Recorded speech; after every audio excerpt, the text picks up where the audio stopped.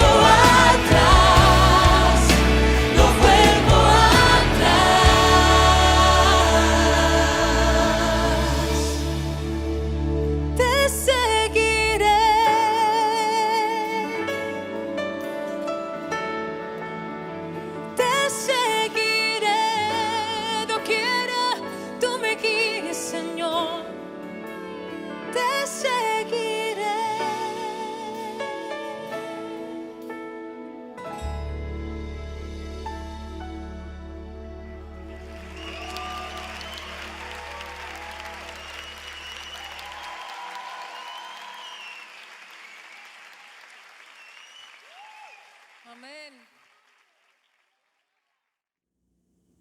El 13 de mayo de 2020, el periódico guatemalteco Prensa Libre publicó el artículo ¿Cuál es la esperanza de vida en Guatemala y el mundo? La Organización Mundial de la Salud, OMS, informó que aunque la mejora en la esperanza de vida a nivel global es evidente, señala que sigue habiendo una enorme brecha entre los países desarrollados y los países subdesarrollados. Actualmente, los seres humanos vivimos en promedio 5.5 años más que a principio de este siglo, ya que la esperanza de vida global ha pasado de 66.5 años a 72 años. La gente tiene más larga vida y tiene vidas más saludables. Lo malo es que el progreso es demasiado lento para lograr los objetivos de desarrollo sostenible, señaló en un comunicado el director general de la Organización Mundial de la Salud.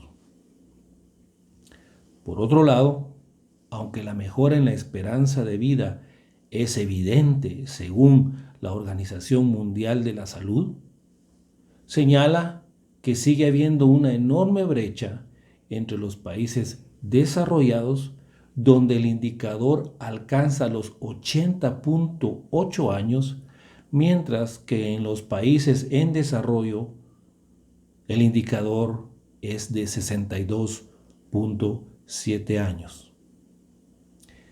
Pese a la gran brecha que hay entre los países desarrollados y los países en desarrollo, esta se está reduciendo a lo largo del siglo, ya que mientras la esperanza de vida media en los países en desarrollo aumentó en 11 años entre el año 2000 y el año 2016, solo aumentó 3 años en las naciones desarrolladas. En Guatemala, la esperanza de vida es de 73.2 años. Existe un factor importantísimo para que esa esperanza de vida pueda lograr tener la plenitud de todo lo que el ser humano puede tener como algo que pueda ser beneficioso, algo que pueda ser fructífero para sus vidas. Y esto es la toma de decisiones. Todos los días de nuestra vida, los seres humanos tomamos decisiones y es nuestro cerebro el centro de operaciones donde se toman estas decisiones. Nuestro cerebro toma decisiones entre 200 y 300 milisegundos antes de que seamos conscientes de ello.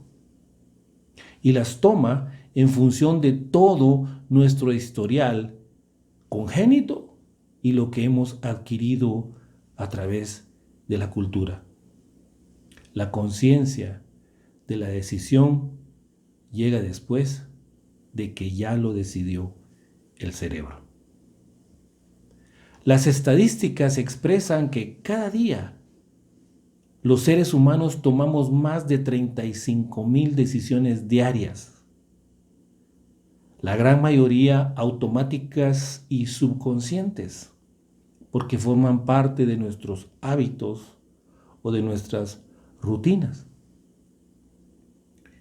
Y que conscientemente nosotros tomamos entre 1,750 a 7,000 decisiones conscientes diarias. Si nosotros tomamos los 73.2 años que es la esperanza de vida en Guatemala y lo multiplicamos por las 35,000 decisiones, nos va a dar que durante toda nuestra vida tomaremos 935,130,000 decisiones y de manera consciente entre 46,756,500 decisiones a 187,026,000 decisiones. La Biblia, la palabra de Dios también nos da un dato sobre la esperanza de vida y también nos da algunos lineamientos para que durante toda esa vida nosotros podamos tomar decisiones que produzcan para nosotros bendición y no maldición. En el Salmo 90, versículo 10, la Biblia establece que los días de nuestra edad son 70 años y si en los más robustos son 80. Y en Deuteronomio capítulo 30, versículo 19, la Biblia nos dice que se nos ha puesto delante la vida y la muerte, la bendición y la maldición, y que escojamos pues la vida para que vivamos nosotros y nuestra descendencia. Si en 70 años nosotros tomamos 35,000 decisiones diarias, nos va a dar que durante toda nuestra vida de 70 años vamos a tomar 894,250,000 decisiones. Y de manera consciente, entre 44,712,500 decisiones a 178,850,000 decisiones. Y en el caso de los más robustos, 35,000 decisiones por 80 años nos da 1022 millones de decisiones. Y conscientemente, entre 51 millones 100 mil decisiones y 204 millones 400 mil decisiones. La Biblia, la palabra de Dios, nos enseña entonces que nuestra esperanza de vida en esta tierra es de 70 y 80 años.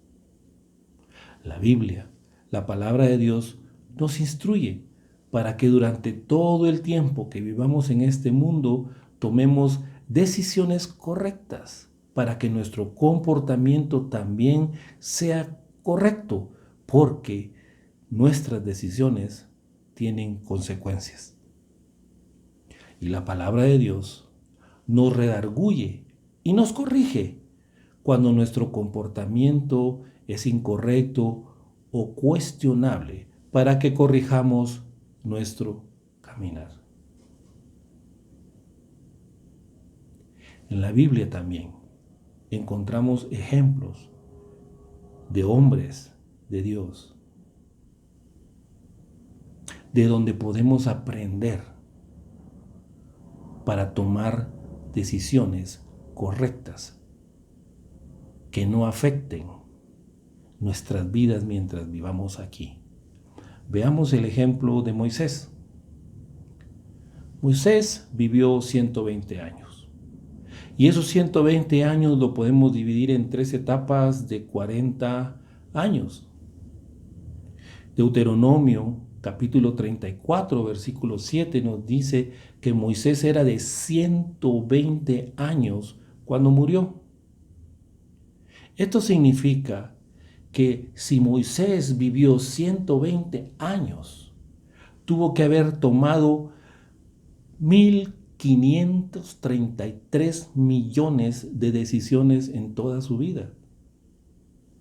Y en promedio significa que Moisés tuvo que tomar 191.625.000 decisiones de forma consciente. Y de esas decisiones conscientes, hubo 3 que marcaron su vida de manera trascendente. Veamos la primera. La primera decisión que tomó Moisés fue cuando cumplió 40 años. Y en Hechos 7:22, la Biblia nos dice que Moisés fue enseñado en toda la sabiduría de los egipcios, que era poderoso en palabras y que también era poderoso en palabras, en obras. En Hechos, capítulo 7, versículo 23, encontramos que cuando Moisés cumplió 40 años, le vino al corazón visitar a sus hermanos, a los hijos de Israel. Y esa decisión cambió en forma radical el rumbo de su vida. En Hechos, capítulo 7, versículos 24 y 25, la Biblia nos dice que al ver uno de sus hermanos que era maltratado, lo defendió, que hirió al egipcio, que lo vengó, porque él pensaba que sus hermanos comprendían que Dios lo había escogido a él para darles libertad por su mano, pero ellos así no lo habían entendido. Moisés actuó impulsivamente y pensó por sí mismo. Y las consecuencias de su decisión fueron las siguientes. Primera, fue rechazado, como lo dice Hechos capítulo 7, versículo 27, donde el que maltrataba a su prójimo le rechazó diciendo: ¿quién te ha puesto por gobernante y juez sobre nosotros? La segunda, el faraón procuró matarlo y tuvo que huir a la tierra de Madián sin nada, como lo dice Éxodo capítulo 2, versículo 15. Porque cuando el faraón oyó acerca de ese hecho, procuró matar a Moisés. Y Moisés huyó de delante del faraón y habitó en la tierra de Madián. La tercera consecuencia fue que en Madián se dedicó a pastorear ovejas, como lo dice Éxodo capítulo 3, versículo 1, que Moisés apacentaba las ovejas de su suegro Jetro, quien era un sacerdote de Madián. Y la cuarta consecuencia, perdió su esencia, tal como lo dice Éxodo capítulo 4, versículo 10. Cuando él llevó las ovejas a través del desierto y llegó hasta Horeb, el monte de Dios, donde se encontró con Dios, Moisés le dijo a Jehová: ¡ay, Señor! Nunca he sido hombre de fácil palabra, ni antes ni desde que tú hablas a tu siervo, porque soy tardo en el habla y torpe de lengua. ¿Dónde quedó ese Moisés que fue enseñado en toda sabiduría de los egipcios, que era poderoso en sus palabras y poderoso en sus obras?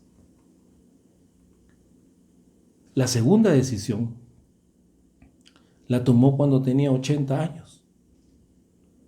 Cuando Moisés sale de Madián para volver a Egipto con su mujer y sus hijos. En el camino, en una posada, Jehová le salió al encuentro y quiso matarlo a causa de no haber circuncidado a uno de sus hijos, porque la circuncisión era la señal del pacto entre Dios y la descendencia de Abraham. En Génesis capítulo 17, versículo 10, encontramos que el Señor dijo: este es mi pacto que guardaréis entre mí y vosotros, y tu descendencia después de ti será circuncidado todo varón entre vosotros. En Éxodo capítulo 4, versículo 24, encontramos el hecho de que cuando en el camino de Madián a Egipto, en una posada, Jehová le salió al encuentro a Moisés y quiso matarlo. Y en Éxodo capítulo 4, versículo 25, vemos la razón. Y vemos que Séfora tomó un pedernal afilado y le cortó el prepucio a su hijo y lo echó a sus pies.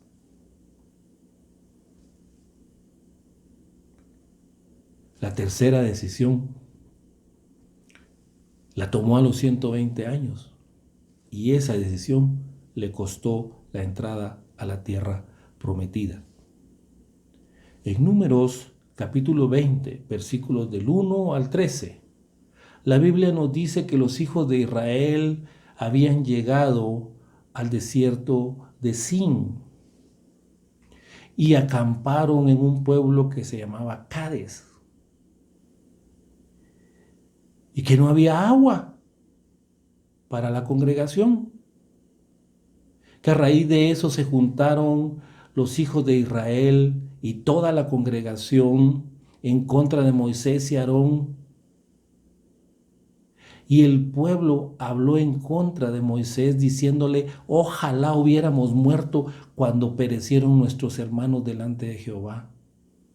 Le reclamaron diciéndole: ¿por qué nos hiciste venir aquí a este desierto para que muramos nosotros y nuestras bestias? ¿Por qué no nos habías hecho subir de Egipto para traernos a este mal lugar? Un lugar donde no habían higueras, ni viñas, ni granadas, ni agua para beber. Moisés y Aarón hicieron lo que tenían que haber hecho. Fueron delante de la congregación a la puerta del tabernáculo de reunión y ahí se postraron sobre sus rostros. Y la gloria de Jehová apareció sobre ellos. Y Jehová les habló.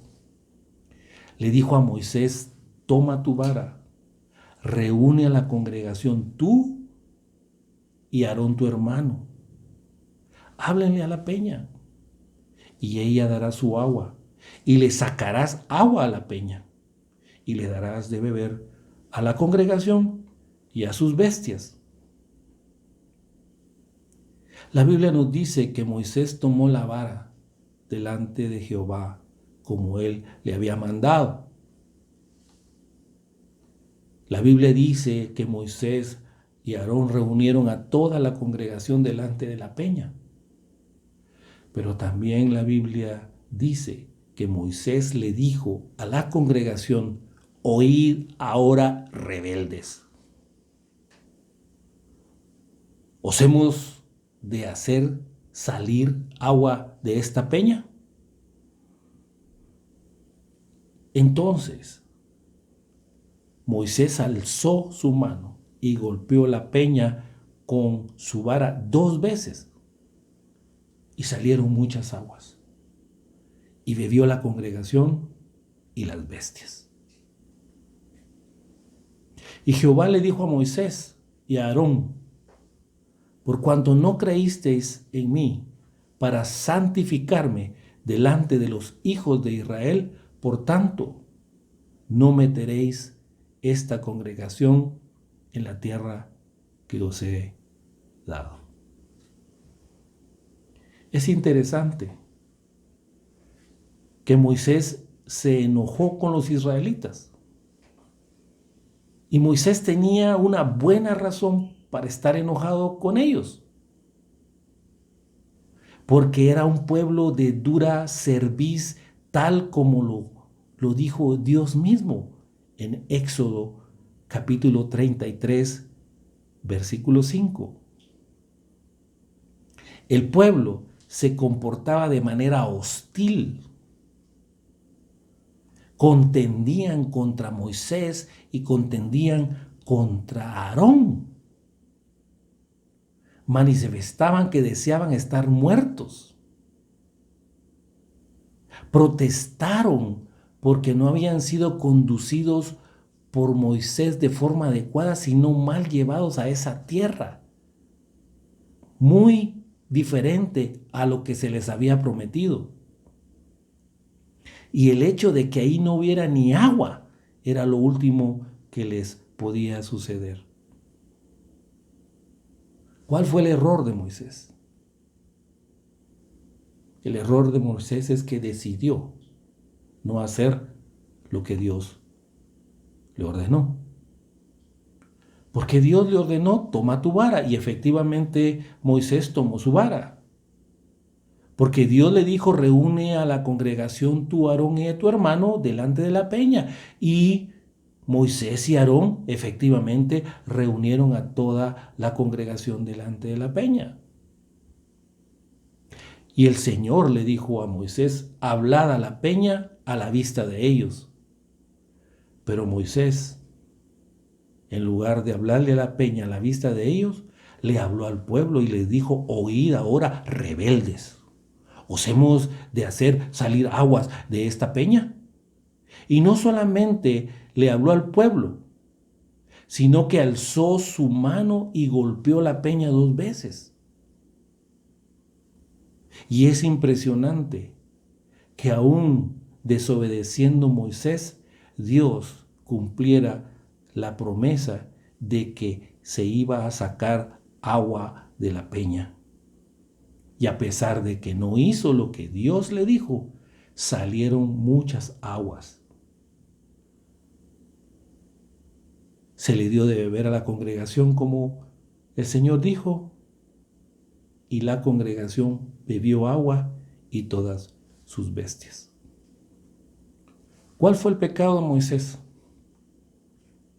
El pecado de Moisés no fue simplemente golpear la roca, que de alguna manera era una manifestación de la presencia de Dios. La raíz del pecado fue la irreverencia y esta la causa de la desobediencia de Moisés por haber golpeado la roca. La ira de Moisés con el pueblo sobrepasó su temor a Dios. El temor de Dios debió haber superado la ira de Moisés con los israelitas. Y Dios consideró la irreverencia de Moisés como algo muy grave. Nosotros, tanto de manera natural como de manera bíblica, tenemos una esperanza de vida. Dios está esperando que esa esperanza de vida se cumpla en cada uno de nosotros y aún más allá. Pero tú tienes que decidir la forma como tú vas a vivir esa vida. Y va a depender de las decisiones que tomes para que esa vida sea lo que Dios prometió o más, o sea menos. Porque tus decisiones tienen consecuencias. Dios nos ha puesto delante de cada uno de nosotros la vida y la muerte, la bendición y la maldición, para que durante todo ese tiempo escojamos la vida, para que vivamos nosotros, y no solo nosotros, sino nuestra descendencia. El Señor quiere que nos apartemos del mal, que hagamos el bien, que busquemos la paz, que la sigamos para que vivamos para siempre, y quiere que lo santifiquemos a Él como Señor en nuestros corazones.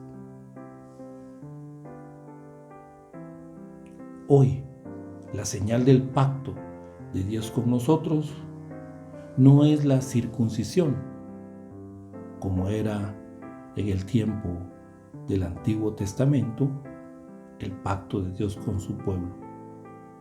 Hoy, en los tiempos del Nuevo Testamento, la circuncisión nada es, y la incircuncisión nada es, sino el guardar los mandamientos de Dios. La decisión más importante que cualquier ser humano puede tomar es reconocer a Jesucristo como su Señor y su Salvador. Porque el que cree en el Hijo tiene la vida eterna. Pero el que rehúsa creer en el Hijo no verá la vida, sino la ira de Dios que está sobre él. La decisión más importante que nosotros hemos tomado es la decisión de vida al recibir a Jesús como nuestro Señor y Salvador. Seamos conscientes de la verdad irrefutable que algún día todos, absolutamente todos, vamos a morir. Que dependiendo de las decisiones que cada uno de nosotros tomemos durante nuestra vida, así será el cumplimiento de nuestro tiempo en este mundo y la calidad de vida que nosotros vamos a tener. Tomemos decisiones y conduzcamos nuestra vida de acuerdo a la voluntad soberana de Dios, de acuerdo a la voluntad que cada uno de nosotros debe saber que Dios tiene para nosotros, pero sobre todo tomemos decisiones y conduzcamos nuestra vida de acuerdo a su voluntad moral, guardando siempre sus mandamientos y sus estatutos, para que podamos tener una buena relación con Él, una buena relación con el prójimo y vivir una vida plena. Si tú no has decidido sobre tu destino eterno, te invito a decidir seguir a Cristo, a reconocerlo como tu Señor y tu Salvador, porque la paga del pecado es muerte, mas el regalo de Dios es vida eterna en Cristo Jesús, Señor nuestro. Oremos. Padre, te damos muchas gracias por tu palabra, que nos da esperanza de vida en este mundo, sabiendo que tú has dejado en tu palabra establecido que podemos vivir 70 años y los más robustos 80, y según tu soberana e individual voluntad para cada uno de nosotros hasta más. Gracias, Señor, porque esa esperanza de vida también nos da a nosotros, Señor, la certeza de que tú estarás con nosotros todos los días de nuestra vida. Padre, ayúdanos, por favor, a tomar decisiones correctas. Dentro de esos millones de decisiones que ya hemos tomado y de que vamos a tomar, Padre, que las podamos tomar de acuerdo a tus mandamientos, tus estatutos y a tu voluntad. Y te pedimos perdón, porque hasta el día de hoy, Señor, tenemos que reconocer que hemos actuado como Moisés impulsivamente, por nuestra propia prudencia. Señor, tu palabra dice que nosotros, si te amamos, todo nos va a ayudar a bien, y tú puedes convertir en bien todas las decisiones equivocadas que hemos tomado durante nuestra vida hasta este momento.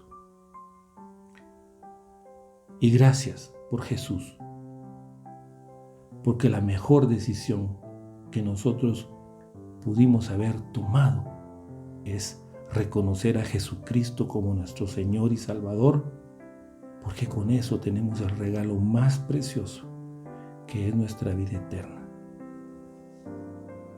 En el nombre de Jesús. Amén. He decidido seguir a Cristo.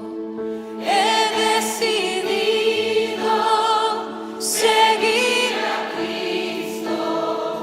He decidido seguir a Cristo. No vuelvo atrás, no vuelvo atrás. La cruz está ante mí. La cruz está ante mí, el mundo atrás quedó.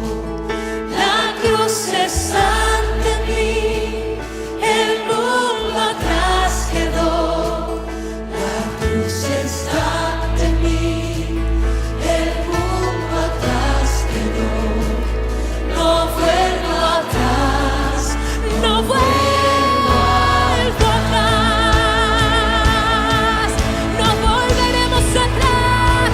Escogemos a ti, Señor. Yo te seguiré.